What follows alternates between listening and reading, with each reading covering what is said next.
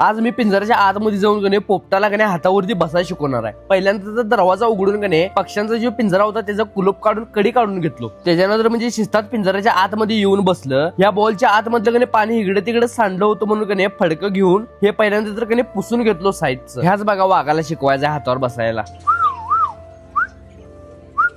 पहिला प्रयत्न म्हणजे शिट्टे वगैरे मारून याला सांगाय बघतो समजून, तर एकाने कोपऱ्यात जाऊन बसलेलं लपून घाबरून 10 ते 15 मिनिटांना हळूहळू माझ्या जवळ यायला प्रयत्न कराल तर आणि ऐकत कसं उभारलेलं बघा मी सांगील ते। आज काय पण होते म्हणलं ह्याला बोटावर आपल्या बसवायला शिकवायचंच। तेवढ्यात म्हणजे कने ह्यानं मला खरोखर विचारात पाडलेलं, हे कने माझ्या जवळ किती येऊन बसलेलं बघा की 10 ते 15 मिनिटं ते पहिला ऐकून घ्याल तर मी काय म्हणाले काय नाही, शिट्टी वगैरे मारून त्याला समजून सांगालतो। परत एकदा ट्राय करूया म्हणलं।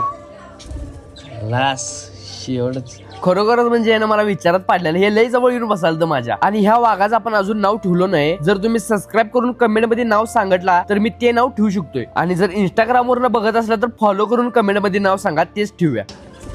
एक नंबर एक नंबर। ह्यो पक्षी मेल आहे का फिमेल आहे हे पण मला माहित नाही। जर तुम्ही सांगणार असला तर मेल आणि फिमेल दोन्ही पण नाव सांगा कमेंट मध्ये। जे नाव ह्याला शोभाव आणि भारी वाटेल ते कमेंट मधलं मी उचलून ह्याचं नाव ते ठेवणार आहे। फॉलो आणि सबस्क्राईब करून कमेंट करायला विसरू नका।